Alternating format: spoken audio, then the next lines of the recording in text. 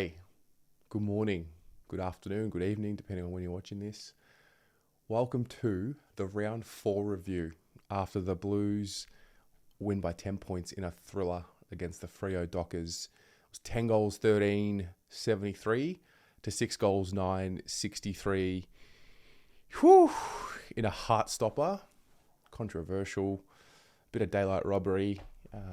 Got a bit lucky in the end, but I think the story of the game goes to show what happens when you just dig deep and you just don't give up and you just keep at your defensive structure, and then you sort of get rewarded. Footy's a really funny game. It's so brutal, and I guess you have to start reviewing this game by sparing a thought for Freo and giving them some credit. A lot of respect. They played exactly how I hoped they would. They brought it to us exactly how I envisaged that they would. I feel like they've got confidence that they can beat us, and they can beat us. And, for all bar, 4 quarters minus, 2 minutes, I thought they were really good. And they really tested our resolve. And we've learned over the course of the last couple of seasons now that this Carlton side has a mental edge to it. It's got a mental steely resolve to it. It's a defensive side. We've got some potency up forward, which, let's be honest, hasn't consistently clicked. We're still figuring that part of the game out. But our collective defensive action is getting as good as I've seen from this group. We lay 80 tackles for the day. You start there. You set the tone early in the game. Jacob Wiedering, I don't like making this an individual review, but Jacob Wiedering sets the tone so early in this game. I guess we'll get to it shortly, but I don't want to continue with the review without saying his name a couple of times and how grateful I am to have him in the side. So we get to gather around. We know that it's not a good oval for us. It's an 0-7 record, never won there before. The game starts off pretty hot and pretty heated. Freo come at us, and the theme for them for the entire day, they were the better midfield, I thought, but for where it actually mattered, and that's the thing that Carlton's learning to do. We're learning to win the important battles. You don't win all of them, but you win the ones that you need to. Early in the game, a couple of mistakes started getting me worried. Harry has a brain fade. He plays on. Harry, what are you doing? We've been through this. Just take your time, take the mark, go back, kick the goal, trust your routine. And this is the part about us which is so interesting. Like, we're a good team. We're not great yet, but we're a good team, and we've still got these little kinks to iron out. Some of these mistakes that we make, some of these moments where we rush, we still haven't ironed that out completely yet. And I would say we're a pretty good team already. So room for improvement. At one point, the clearances, they started the game 8-1. Freo just dominated us. I didn't feel like we were getting dominated in the ruck battle. In actual fact, I thought TDK was winning that. But for whatever reason, Freo's ability to get the clearance and just their ability to connect with each other and find the open player and just explode from stoppage, super impressive. And we didn't have an answer for it. What we did have an answer for was, as Freo kept moving the ball up the field, they didn't have an option. I thought Wiedering asserted his dominance early behind the ball, to the point where we had Freo going sideways and backwards, and you live with that. If they're going to play a territory game and go sideways and backwards, I feel like we'll take that every day of the week. It does force us to defend and spread around the ground a little bit more, but I didn't feel like they were dangerous with their dominance. I didn't feel like they capitalised Freo with their dominance from stoppage. And that's been the story of Carlton for a long time. So I saw similarities in where we used to be. Get to the second quarter, didn't get any better. We were just holding on, and the reality was our defense, I felt, was the reason why we were able to keep this game so tight. We just had this, like I said earlier in the video, just this resolve. We were absorbing, and I think this one reminds me of the Melbourne game late last year, how much we absorbed. Like, it was a true test of what we were able to withstand. The difference was, I don't think Freo were as potent in attack as what some other teams have been with us. And ultimately they got punished for that.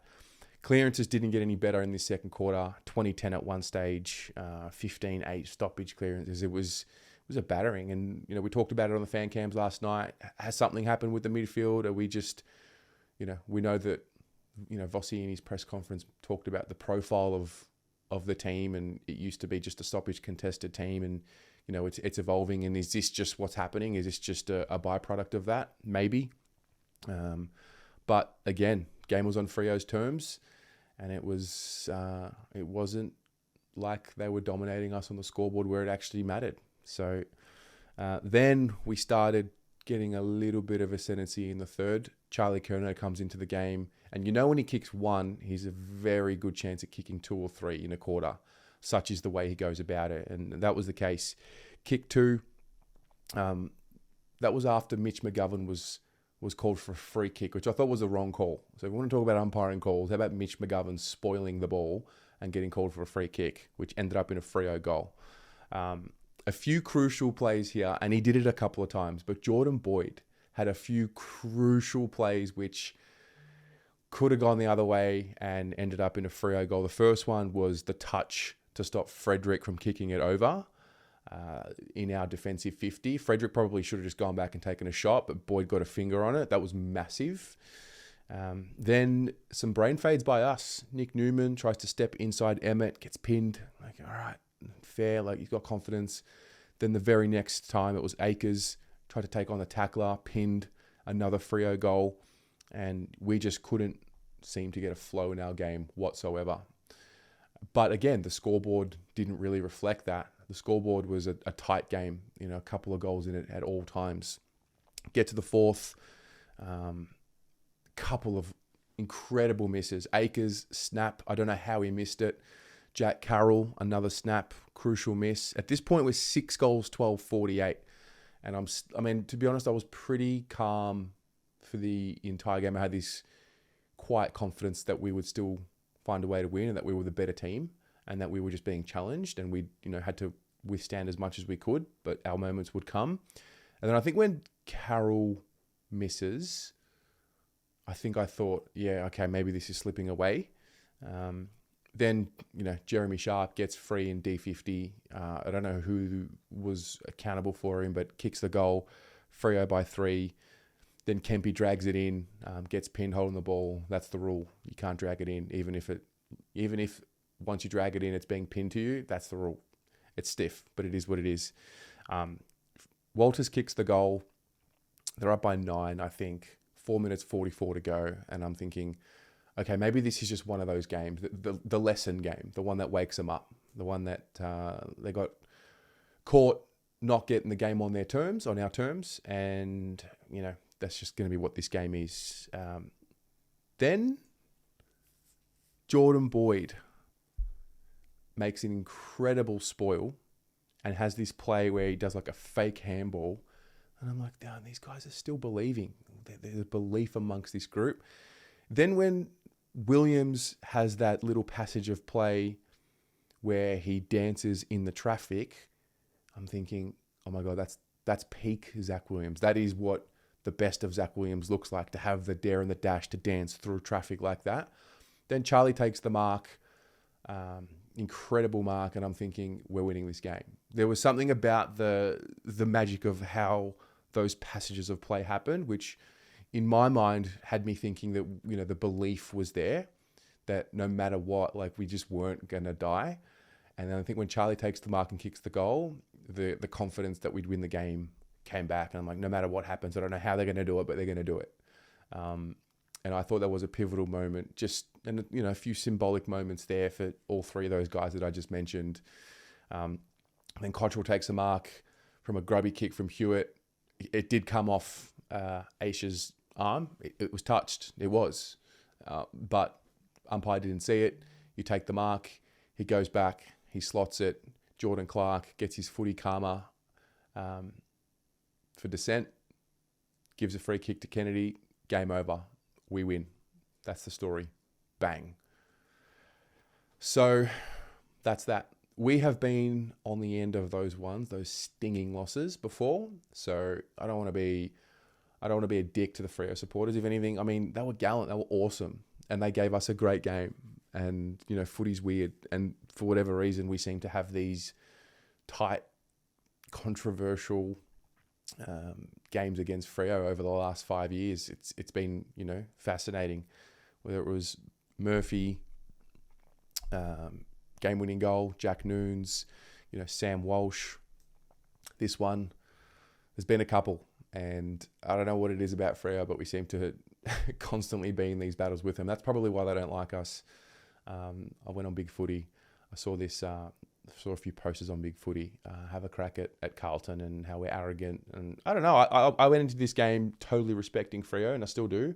I just think they don't capitalise on their dominance. They have really good stoppage dominance, but they don't capitalise on it, and that's for them to figure out. So good luck. For us, 4-0 for the first time since 1995. So that's a nice omen, and you know, we'll take it. You know, something's going to have to evolve pretty quickly with that midfield, because, you know, we've now shown the rest of the league, and, you know, you've got a hungry, winless Adelaide next week, who will probably look at what the Dockers were able to do to our midfield and build a mechanism around that. So we're going to have to get to work on that, no doubt, and figure that part out. But, you know, just stoked and proud. Proud that we're able to win games like that.